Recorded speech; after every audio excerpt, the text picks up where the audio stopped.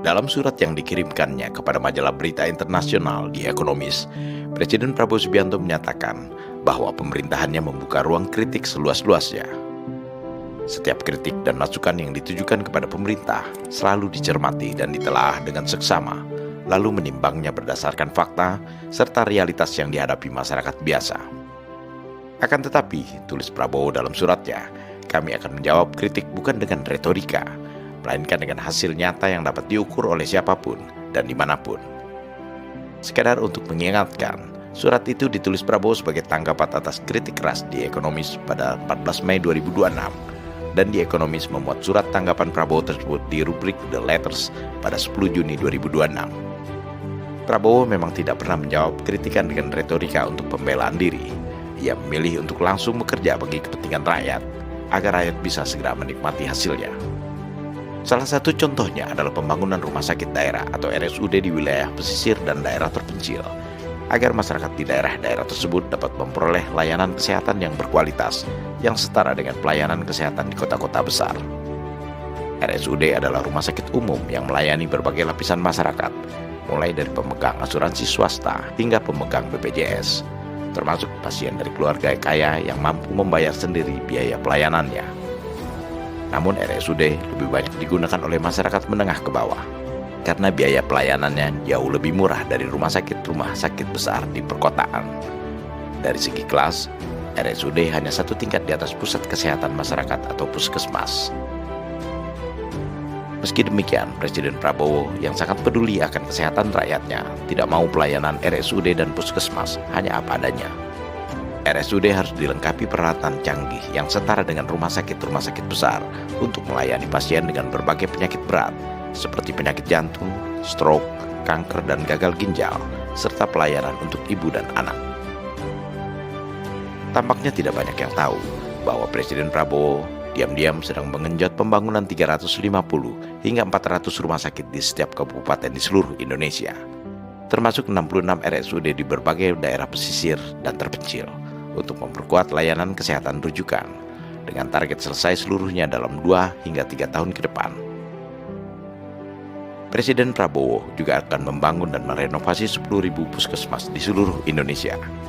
Proses pembangunan, renovasi dan pengadaan peralatan untuk RSUD dan puskesmas itu dipercayakan kepada Menteri Kesehatan Budi Gunadi Sadikin dengan dukungan pembiayaan dari Lembaga Pengelola Investasi dan Antara Indonesia. Ketika Presiden Prabowo datang ke Kabupaten Pesisir Barat, Provinsi Lampung pada 10 Juni 2026, media-media hanya memberitakan secara sekilas, seakan peristiwa itu hanya sekedar acara seremonial belaka, sehingga masyarakat pun tidak banyak yang menyadari bahwa Prabowo sebenarnya sedang masuk ke jantung kesehatan masyarakat di daerah terpencil yang sering tidak dapat memperoleh pelayanan kesehatan yang berkualitas.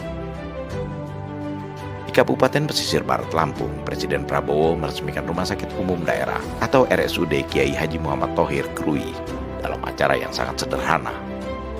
Peresmian RSUD yang mengabadikan nama Kiai besar asal Krui Lampung itu bukan sekedar acara seremonial, tetapi lebih tepat disebut sebagai inspeksi seorang presiden untuk memastikan kelengkapan peralatan-peralatan medis modern di RSUD ini.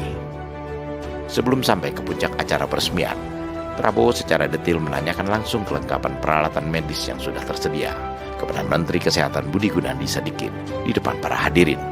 MRI ada? Yang ada di sini Pak, untuk stroke kita ada CT scan dan cath lab.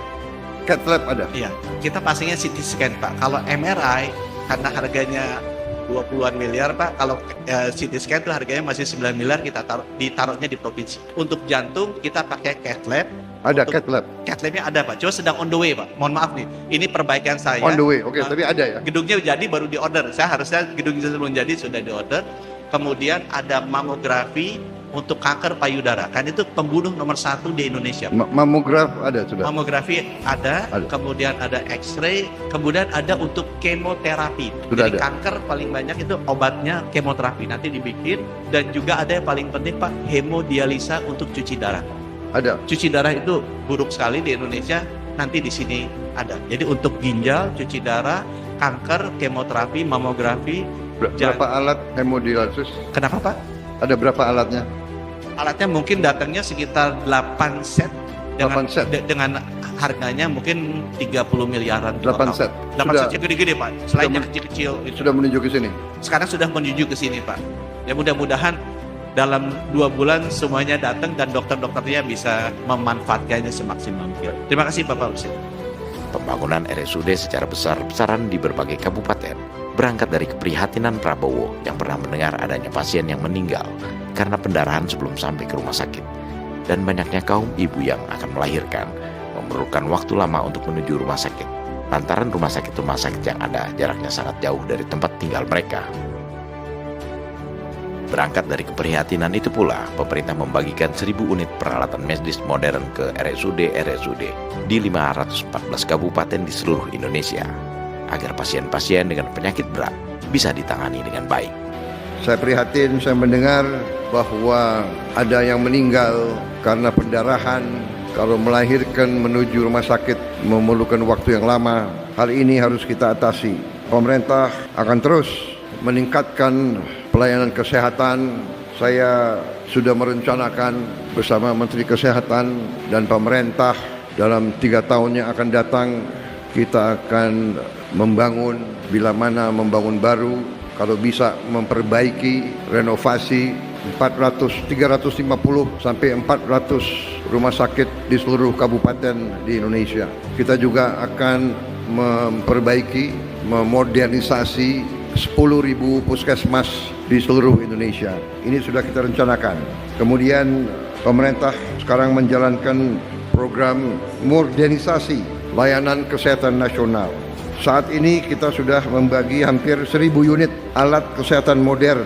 Kita sudah mulai distribusi ke semua rumah sakit daerah di 514 kabupaten kota. Tadi dilaporkan sebagai contoh rumah sakit ini sudah mulai punya alat-alat yang modern dan ini akan terus kita tingkatkan. Saudara-saudara, kita sudah bangun 22 rumah sakit RSUD pada tahun 2025 dan 2026 ini kita bangun 22 lagi dan saya katakan bahwa kita akan bangun dan modernisasi 350 rumah sakit dalam 3 tahun yang akan datang. Alhamdulillah 20 rumah sakit pertama sudah selesai dibangun dan sudah mulai melayani masyarakat. Yang diungkapkan Presiden dalam peresmian RSUD Kiai Haji Muhammad Thohir Sahrudi hanya sebagian dari sejumlah upaya Prabowo dan seluruh jajaran pemerintahnya untuk meningkatkan pelayanan kesehatan bagi seluruh masyarakat. Jadi sangat keliru jika para pengkritik pemerintah termasuk beberapa kelompok mahasiswa meminta program MBG dihentikan dan mengalihkan dananya untuk pembangunan kesehatan dan pendidikan. Sebab semua bidang tersebut ada alokasi dananya masing-masing dan tidak saling mengganggu. Anggaran program MBG tidak akan mengurangi anggaran kesehatan dan pendidikan. Di bidang pendidikan misalnya, Prabowo sudah mulai membangun dan merevitalisasi lebih dari 71.000 sekolah dari tingkat TK hingga SMA. Revitalisasi sekolah terbesar dalam sejarah Indonesia. Dan untuk masyarakat termiskin, Prabowo sudah meresmikan dan mengoperasikan 166 sekolah rakyat yang menargetkan pembangunan 200 sekolah rakyat lainnya.